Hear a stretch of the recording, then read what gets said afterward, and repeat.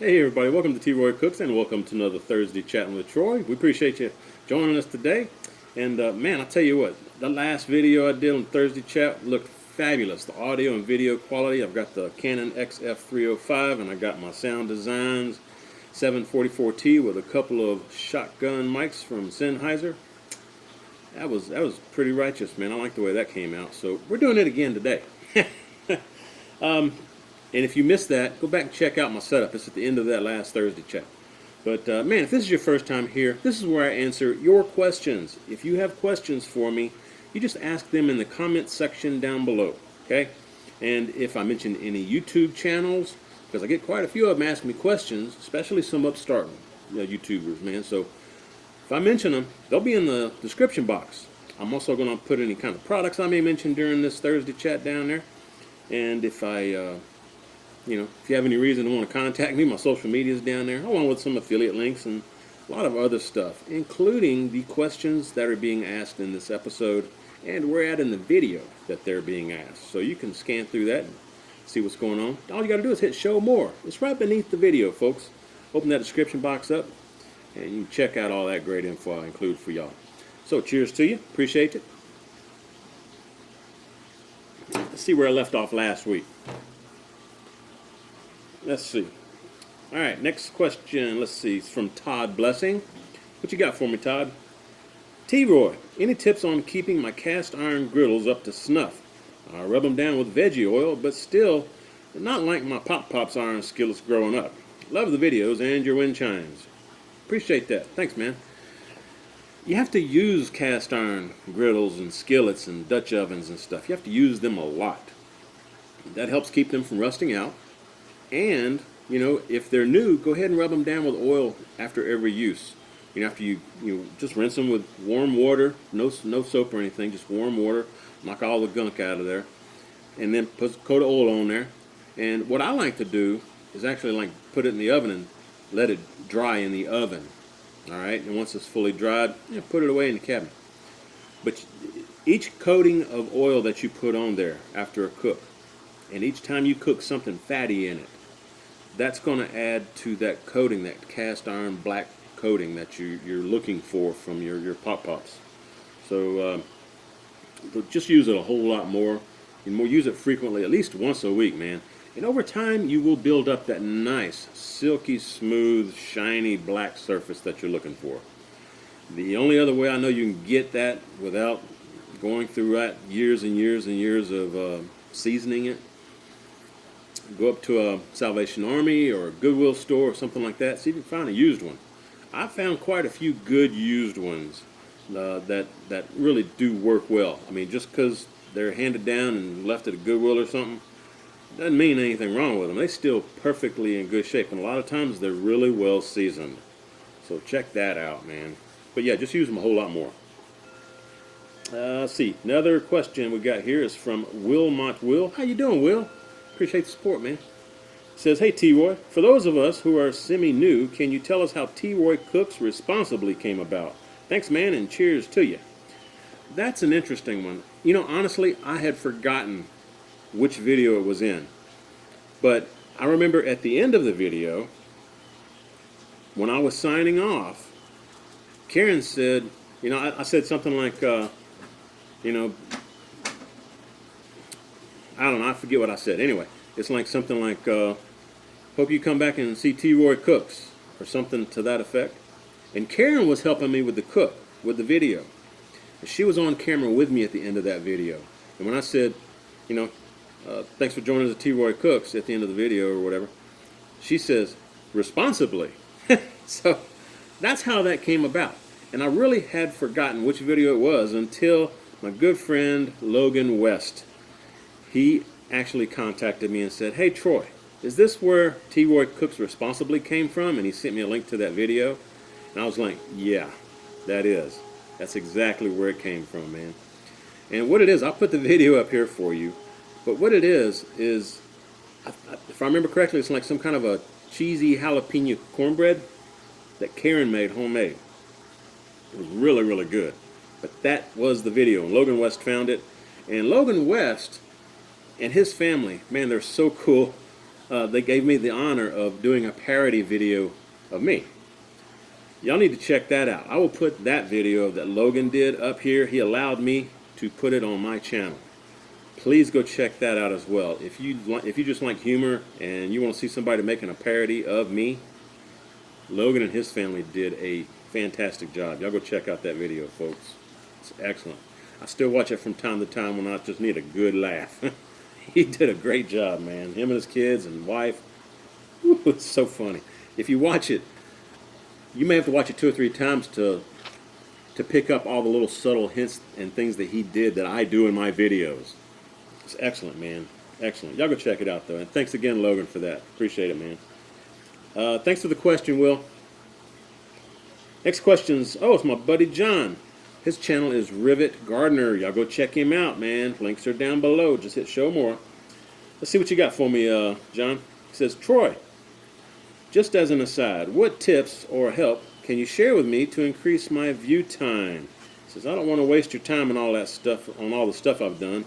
And I'm starting to question if my international food is too far out there. He says, nothing wrong with cooking potato salad for the first time. And he also says that it was a cool question from Keith recently, which that may be a month or a month and a half ago. He says, I'll be at Keith's reunion this Labor Day. Hope to see you there. I'm going to do my best to make it there, John. I can't promise because I've got so much stuff, like I mentioned in the last video. I'm going to be out on the road traveling pretty much the entire month of August. So I'm going to try to make Keith Bedtag's Labor Day party.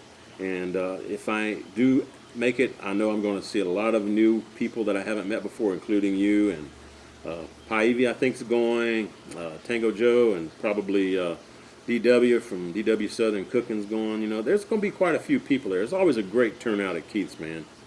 So I'm going to try to make it. You know, honestly, with your channel, though, it's cool that you do some international type foods. But here in the United States, and if you look at your stats on your channel, look and see where most of your views are coming from. And if they're coming from the UK or from Sweden or Germany or something like that, then yeah, you know, your videos are probably going to continue to do well for those international type foods. If most of your views are coming from the United States or Canada, or even Australia for that matter, I would say maybe do more of the stuff that we do here in the United States.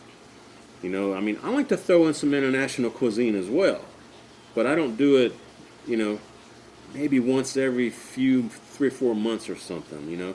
The rest of the time I'm cooking some barbecue, I'm doing some grilling, I'm cooking, you know, stews and soups and chowders and gumbos and dirty rice and jambalaya, you know, all that stuff, you know, in the kitchen. So maybe, yeah, change it up a little bit would be my suggestion. And I don't know, man, your videos themselves, I mean, I think the audio and video quality are really, really good. So, you know, maybe when you start getting some more income coming in from YouTube, you know, after you get more views, you know, you can maybe invest in some new equipment and upgrade just a little bit. But what you're doing now is fine, man. I mean, seriously, it really is. I wouldn't worry that much about that. The length of your videos are fine. I wouldn't worry about that. But yeah, the content, maybe gear it towards where most of your viewers are coming from. That'll probably help you quite a bit. So hope that helps, and thanks for your support of my channel. And folks, y'all go check him out. Rivet Gardener. Put a link down below. Again, hit show more. Thanks for the question, John. Next question comes from Jennifer McMillan. How you doing, Jen? Hey, cheers to you, girl. All right, Jennifer, she says, hey, Troy, is it more profitable for us to watch your vids on YouTube or on your app? I just want to make sure I'm helping you out since you help out all the viewers. Cheers. Yeah, cheers to you. Cheers to you there, Jen. It doesn't really matter whether you watch the videos on the YouTube website or on my app, because my app is actually pulling them from the YouTube channel. So either way is fine. I honestly don't. I think you see ads on my app. So if you watch my channel, if you watch my videos through my Troy Cooks app, and the link for that's also in the description box. Just hit show more, folks. He didn't know I had an app. I got one for both Android and Android and iOS, iTunes. Anyway, if you watch one of my videos and you see ads and you're watching that video on my app, then those ads are coming from YouTube, and I do get money for that, okay? If you're not seeing any ads at all, then maybe there is some kind of a restriction with the app. Maybe you should help me out more by going and watching the videos actually on YouTube's website on your browser. I don't know, that's a good question. I'm pretty sure, though, that you see ads on my videos that you watch on my app. But that's a sure sign right there. If you see ads on my app, then yeah, I'm making money off of that, okay? It's the same ads you would see if you went to YouTube. Great question, Jennifer, and thank you so much for the support. Cheers to you. Next question is from Sam Newman. How you doing, Sam? Sam says, are you the Wolfepit? I'm just curious. Probably a stupid question. No, Sam, I am not the Wolfepit. You're talking about my good friend Larry Wolf. He has the channel, The Wolfepit. If you haven't seen Larry, I mean, he rarely shows his face on camera, but I'll put a video up here that we shot at Glenn the Bald Chef's house. Larry and I both met Glenn at his house. We had a great time. Larry is so funny, just hanging out with him and stuff, but if you just want to see a good, fun video of three guys hanging out, enjoying some adult beverages and talking barbecue, and even Glenn's wife, Kyung, she cooked us up some fantastic Asian type food, or Vietnamese food. Where's she from? I think she's from Vietnam, I think. Anyway, it was a great video, man. I'll put it up here for you, though. Y'all check that out. But you're talking about Larry Wolf, not me. Cornelius Bass says, Troy, hey, buddy, man. I'm a big fan from Midland, Texas. Cheers to you. I'm drinking an MGD ice cold. Just wanting to know if you have any fish cooking videos on the barbecue pit. Well, here, cheers to you. Enjoy that MGD. I used to drink MGD. Good stuff. Miller Genuine Draft. I ain't had that in a long time. I know I've done some. I think there's a fish taco video. I mean, I cook fish on the grill fairly regularly. But it's my natural gas grill, my DCS gas grill. I usually don't film it, though. Usually my fish videos don't do real well. So, I mean, it's pretty simple. But I've had some requests for some smoked salmon and stuff. Now, that's a little different. I can do that like on my Offset or my Wichita. I meant my Wichita or my Weber Smoky Mountain or my Kamado Joe. Or heck, even the pit barrel cooker. But I'll see if I can find, I'm pretty sure I did a fish taco video, and I think Karen made the sauce for it homemade as well. It's excellent, excellent, man. I'll see if I can put it up here for you. Appreciate the question, Cornelius, and thanks for the support, buddy. Next question is from Tina Ince. She says, love the videos. Can you explain powder coating for barbecue equipment? It was discussed previously. What kind of heat can it take? I never knew that this was an option. Thank you for any info you got, and great work. Well, thanks, Tina. I appreciate that. Yeah, we did discuss how you can go about keeping your offset pits from rusting out. And I'd said you may want to look into powder coating them. Powder coating is it's a process where they take like a polyester type polymer or an epoxy type. It's basically a powder, and they put a primer coat of this powder after they sandblast it and get all the paint and rust off your metal pit.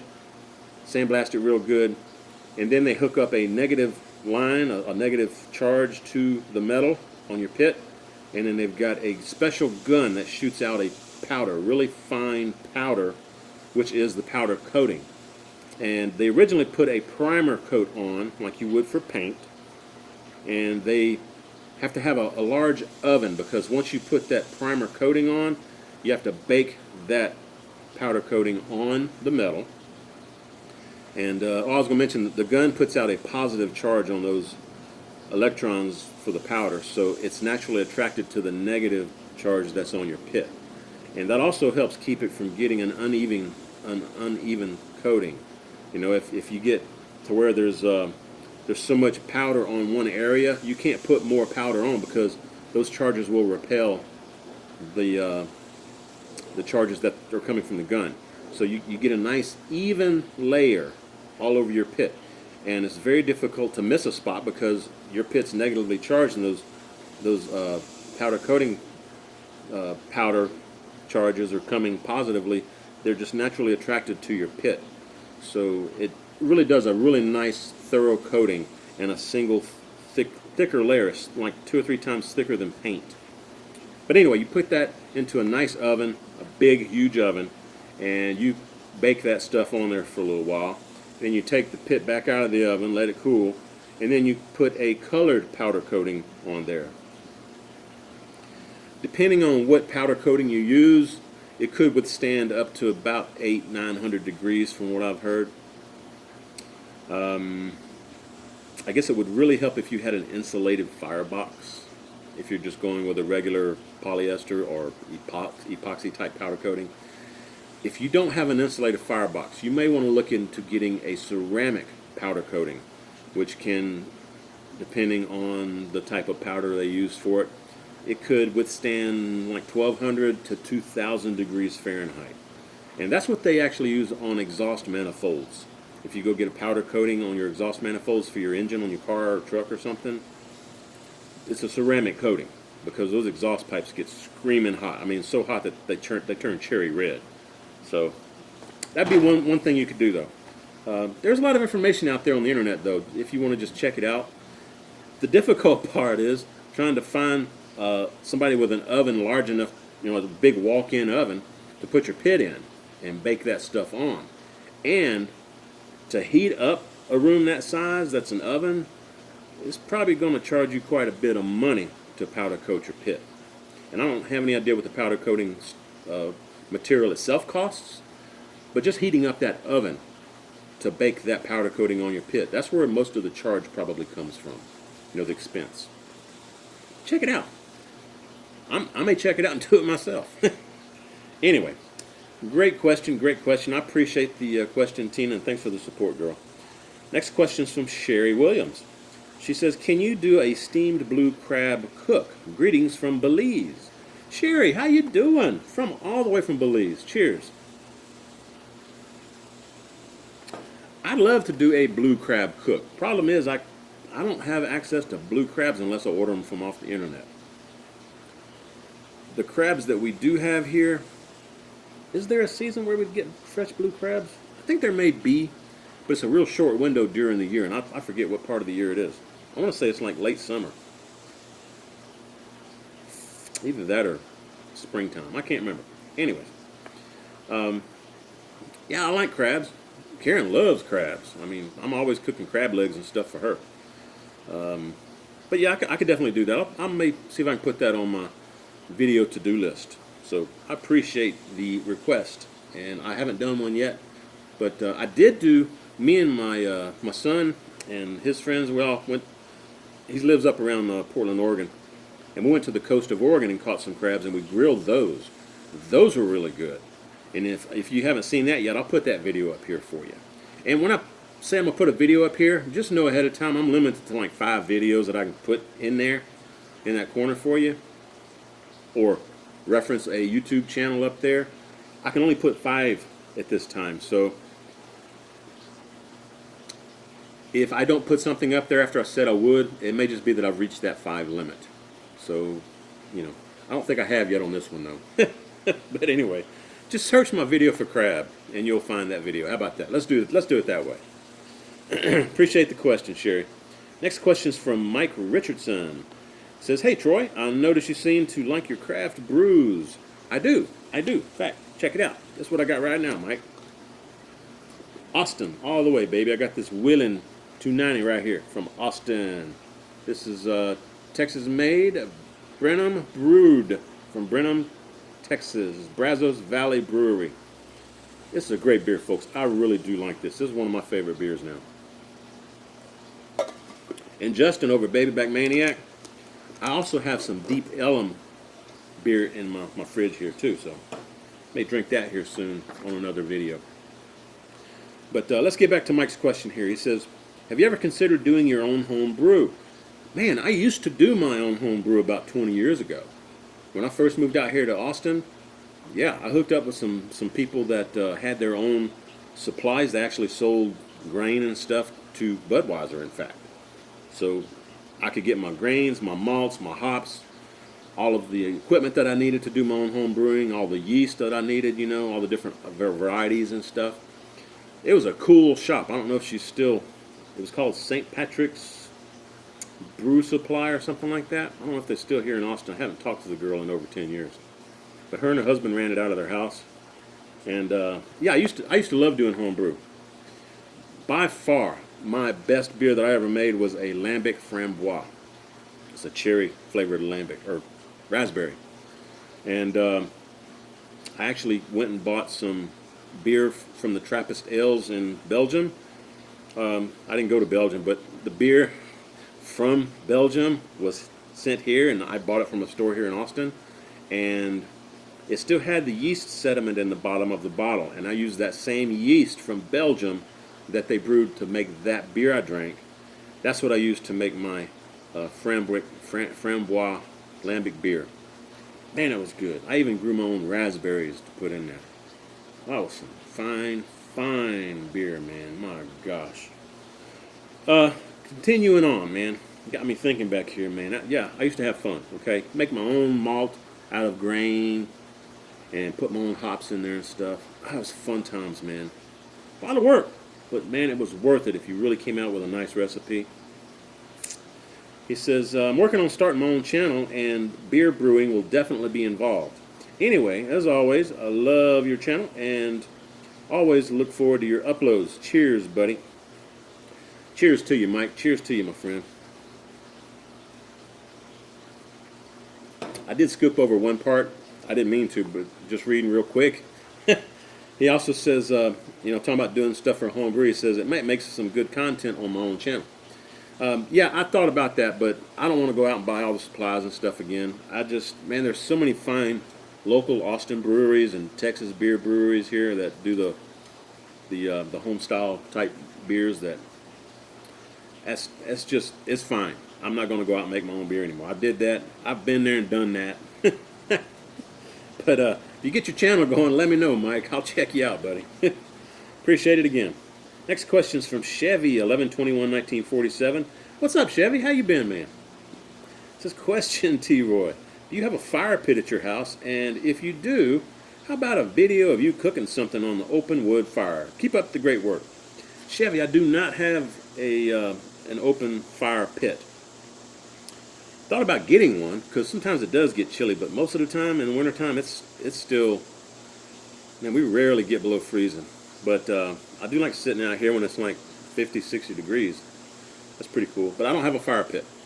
If I do need to cook something over an open fire, what I'll usually do is put a fire in my offset on the firebox. I've actually got a grill grate that I can put in my firebox after I get the bed of coals down there from burning wood. In fact, I did a tomahawk steak. Don't know if it's going to go up before this video or after, but it'll be probably close to this video within a video or two. But yeah, I did a nice, huge tomahawk steak that I got from my local H-E-B grocery store here in Austin. And man, it turned out fabulous, but I cooked it over real wood on the firebox end of my Yoder Wichita. Man, that was some fine eating. Doggone, man. Anyway, thanks for the question, Chevy. Next question's from Slow Cooker Ideas. Y'all go check her out. If you're interested in some slow cooking, you know, the slow cooker type methods and stuff, y'all go check them out. Link down below. Slow Cooker Ideas. Question. What's your favorite meat to cook slowly? More like a braise than a roast or a grill? That's a good question. Really good question. Let's see. Beef tips. I love beef tips. I like pepper steak too, but beef tips over some rice and put that gravy from the beef tip juice on there, man. That's some fine eating right there, man. Yes, indeed. In fact, I've done that before. I think I let those beef tips cook for like 6 hours, maybe 8 hours. I can't remember. Man, that was some fine eating. That was probably 3 or 4 years ago. That's an old video, but if y'all search my channel, y'all find my beef tips, man. That was some fine eating. All right. Appreciate the question. Again, y'all go check out Slow Cooker Ideas. In fact, I need to go subscribe too. I don't think I'm subscribed to you. Anyway, we'll see y'all around. Appreciate the support. Let's see. Next question is from Rich's River Smokers, West Virginia. Where you at, Rich? My brother Rich. Cheers to you. Appreciate the support, man. He's another YouTuber. Y'all go check him out. Link down below. Great video, Troy. Have you ever tried a tomahawk steak? Yeah. In fact, I was just mentioning it. That's great timing, man. Yeah. Yeah, I do have a video I just shot. I don't know if it's going to go up before this Thursday chat or after, but again, it's going to be within a couple of videos or so. Just search my channel. It'll be a more recent video. Okay? Tomahawk steak was excellent, man. And I cooked it on the firebox end over some hot wood coals from, what I have, pecan, I think, or oak. Can't remember which wood I used. Doggone it, man. Anyway, I'm trying to talk too fast. That was some excellent stuff, man. I love tomahawk steaks. Anyway, Rich says, thanks for supporting and being there for my channel. You are quite welcome. And again, folks, y'all go check out Rich. He's got some great cooks, folks. He does a lot of barbecue. In fact, he's on some kind of a barbecue competition, like a backyard barbecue competition team. Check him out, man. And Rich also says, enjoy your weekend and cheers. Cheers to you, my friend. Next question is from Sean Cherry. What you got for me, Sean? How you doing, man? It says, T-Roy, your videos are great. Thank you very much. Appreciate the support, man. Can you tell me what's your favorite flavor of Texas rib candy? Yeah, this came up not too long ago. My buddy GB, Green Bastard, asked me. My favorite rib candy flavor is mango habanero. But I also like the one they have that's called Texas Bird Bath. It's great on chicken and stuff. But my all-time favorite has to be the mango habanero. And, man, I think I mentioned in the previous Thursday chat where this came up, different people have different flavors they like. Like my brother James over at Aim and Claim Smokers, he was hanging out and we were discussing that, and he said his favorite flavor, I think, is the cherry habanero. So, different flavors for different folks. Plus, the different flavors like that cherries are more of a red color, so you get a red sheen or gloss on your meat that you're putting it on. So take that into consideration too. But flavor-wise, mango habanero is my favorite. Appreciate the question. You got another one here for me? Let's see. Oh, yep, sure enough. Sean, what you got? Also, a while back, you did a product review on some rectangular rotisserie forks. Can you please talk about those again? Keep up the great work, and thanks for taking the time. Cheers. Yeah, Sean, what you're talking about is those Octo forks. Yeah, the guy that owns the Octo Forks company sent me a set of their Octo forks. And they work on a rotisserie. Usually you can have a rotisserie that comes with 4 forks or tongs that, grab the meat on the rotisserie spit. These rotisserie Octo forks for your rotisserie, they're like an accessory that you can buy for your rotisserie. And they have different size holes on the Octo forks depending on the size spit that you have, the diameter of your spit. But I like them very well because they are adjustable. The tongs that come with your rotisserie spit, they're just fixed. I mean, you put them on the rotisserie spit and squeeze your meat with them, and that's it. You can't do anything with them. With these Octo forks, though, they can expand out. I mean, they've got adjustments that, they can close them down to like this size, or you can expand them out like almost 12 inches or 13 inches wide. So you can have a really, really big, like a brisket or something, that you could put and hold with those Octo forks. Leg of lamb. Heck, maybe even like a suckling pig or something, man. They're food grade stainless steel. They're really easy to clean. I love them. I really do. And just so you know, I'll put a video. I shot a video when I first got them and tried them out. I shot a video using them. And I'll put that video right here for you, so y'all can go back and check that out. Or check out the Octo Forks website that I'll put down in the links below, along with all the other products, that I may mention in this video. Great question, Sean. Let's see. Next question. Englishman in Malta. How you doing, man? Says, hey, T-Roy, love the Q&A. Did you ever think of live streaming? You can reach your audience live, and you can reach your audience live by taking advantage of it. I don't think anyone cooks live yet. Yeah, I've thought about that. That's the one of the main reasons that I got this Canon XF305 that I'm currently shooting this video on. It allows me to simultaneously record onto the media that it records onto, while it's also putting an HDMI or a BNC type output live to another device, whether it be a monitor or some type of video audio mixing apparatus box. So that's the one reason I can do this. And my G30s won't do that. I have to, they won't send out a live stream out of the G30. I don't know if the G40 does it or not, but I know my G30s will not. You have to have the video recorded on the SD card, and then you can stream it out by HDMI somewhere else, but not at the same time while you're filming. But yeah, check out that video up here, man. Next question is from Pentington Smoke. He says, when you're smoking a bone-in, skin still on pork shoulder, should I remove all or some of the skin prior to smoking?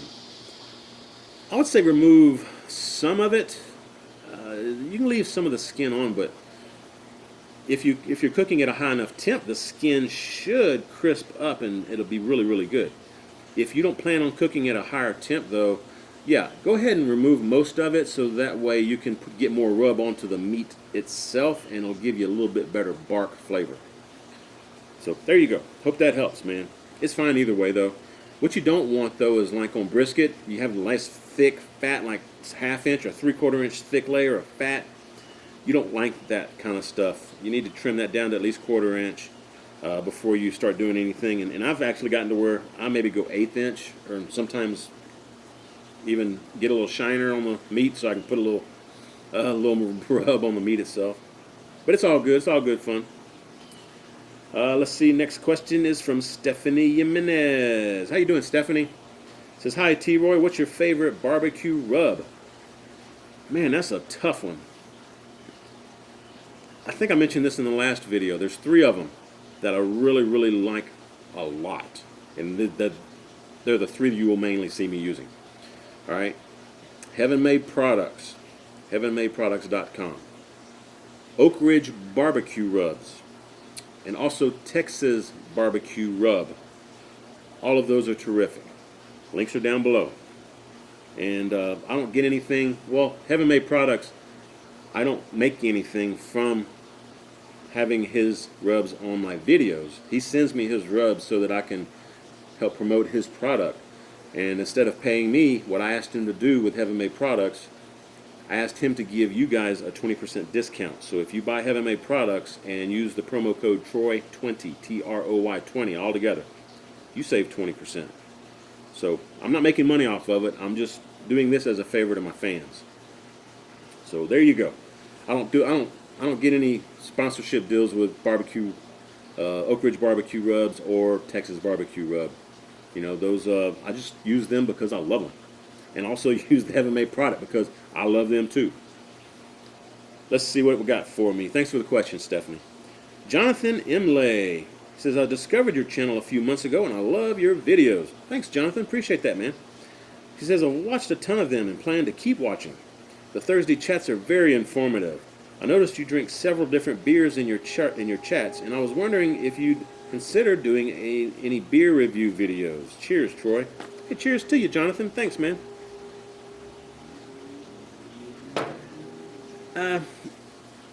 You know, beer reviews.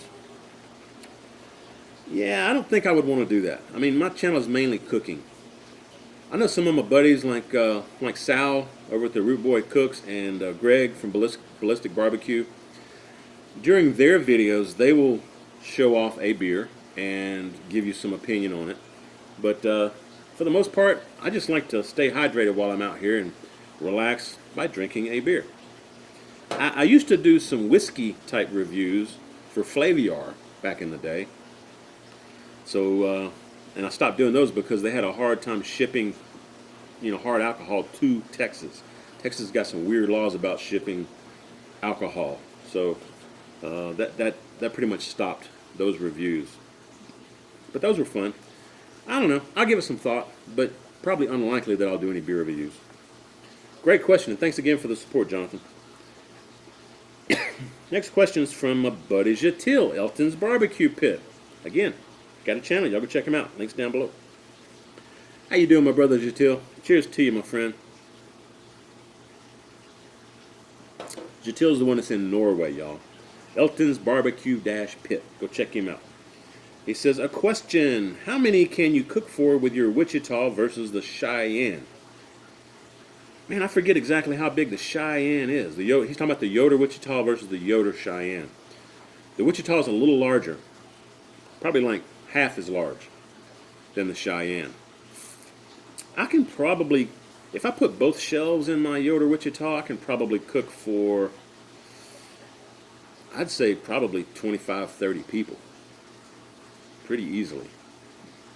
So I'm thinking the Cheyenne, maybe 15, somewhere in that range. You can probably cook for like 15 people. So there you go. That'd be my guesstimate. And again, that's just a guesstimate. I've never totally loaded down my Wichita because it would hold a lot of meat, folks. Let's see. The next question is from Philo Beto. How you doing, Philo? Man, appreciate your question. He says, on the cleaning question, you just mentioned grates. What do you do for the inside, like your lids, the sides, the inside of the body, and such like that? How often do you clean the inside of your smokers and grills? I don't really do that often at all. Maybe once a year, and even that's not a thorough cleaning. What I will do, like with the Weber Smoky Mountain, I'll just hose it down real good on the inside. If I notice any of the little black flaky stuff on the inside of the lid for the cooking chamber on my Yoder Wichita, I may lightly brush that flaky stuff off so it's not falling on my food, but honestly, I've never cleaned the inside of my Yoder Wichita. I think I mentioned recently on Thursday Chat, I'll probably do that this winter and make a video on it, just because I've had my Yoder Wichita since like late April or early May of 2014, and I've never cleaned the inside. But it's got a drain bucket on there where stuff drains out, so it may just be some old grime and stuff on there, but I don't expect it to be super grimy and dirty, because most of that stuff just washes on out. As far as the Weber kettle, I haven't had it long enough to have to clean it, but I would probably do it the same as I do my Yoder, my Weber Smoky Mountain. Just wash out the inside with a water hose. Let it air dry in the sun. And I do the same thing with my pit barrel cooker. I just hose it out on the inside, turn it upside down, make sure all the water drains out, and let it bake dry in the sun. So that's mainly what I do. But appreciate the question, Philo. Next question's, it's my dear friend Christy. How you doing, Christy? She's got her channel, Christy's Cooking Channel. Y'all go check out Christy. She does some fabulous stuff, man. She does a wide range of different types of cooks, too, man. She's great. Love you, Christy. Keep up the great work, man. Christy says, great Q&A chat. Thanks, Christy. She says, any plans on doing a live Thursday chat? She also says, glad y'all got to have a few weeks of vacation and downtime. Yeah, Christy, and I'm fixing to go back on the road again. So, she's talking about back in May, middle of May, just after I retired from work. We went on a couple of weeks vacation out to check out Albuquerque, where our son's moving. We were looking at the area, and also, while we were there, checked out Santa Fe and Angel Fire and some of the ski type slopes and stuff around there. But that's a cool area, man. I really like that. So live chats, yeah, I really do want to do some Thursday live chats. I would love to do that. Not sure if I do I'm not sure if I do any live cooking videos, but Thursday chats for sure. I think that'd be fun. So I'm working on it, Christy. I'm working on it, girl. Thanks for the question. And again, y'all go check her out. Her link's down below. Next question. It's another YouTuber, y'all. My good friend Joe from Southern Coastal Cooking. How you doing, Joe? Cheers to you, my friend. Hope to see you soon, man. Southern Coastal Cooking. Man, Joe, you coming right along, man. You getting plenty of subs. You'll catch up with me soon, man. Keep up the great work. What you got for me, Joe? He says, always enjoy stopping in on the Thursday chats. Thanks, buddy. He says, I heard you got a few pellet cooker questions. Yeah, I've been getting some, even though I don't have a pellet cooker. He says, do you have a pellet cooker now as well? No, I don't. I may get one someday, but no, not yet. Oh, he says the powder coating would be really cool, but you'd have to find someone with a really large oven, like a walk-in oven, to get the job done, and it's super expensive. See, that's what I was talking about earlier, man. Yeah, you got to have a huge oven, and I imagine that heating bill for the heat up that oven would be really expensive too. It says also on your budget pellet cooker picks, rec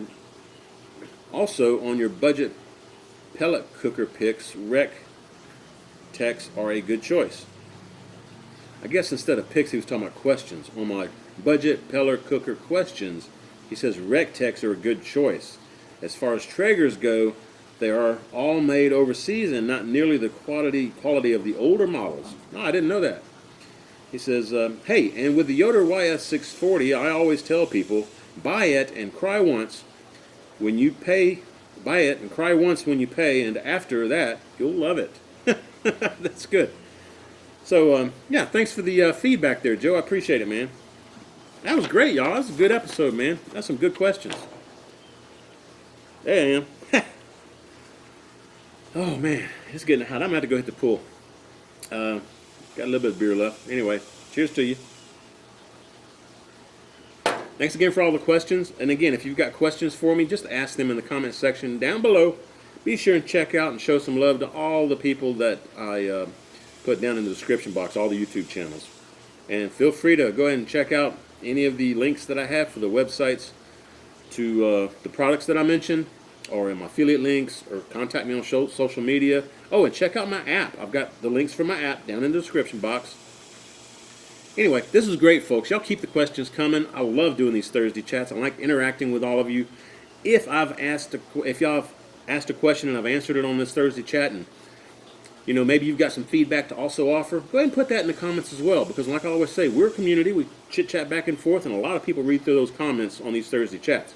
So if you've got some feedback or some advice on anything that we may have mentioned on today's chat, go ahead and leave your feedback or your advice down below, along with any questions you may have.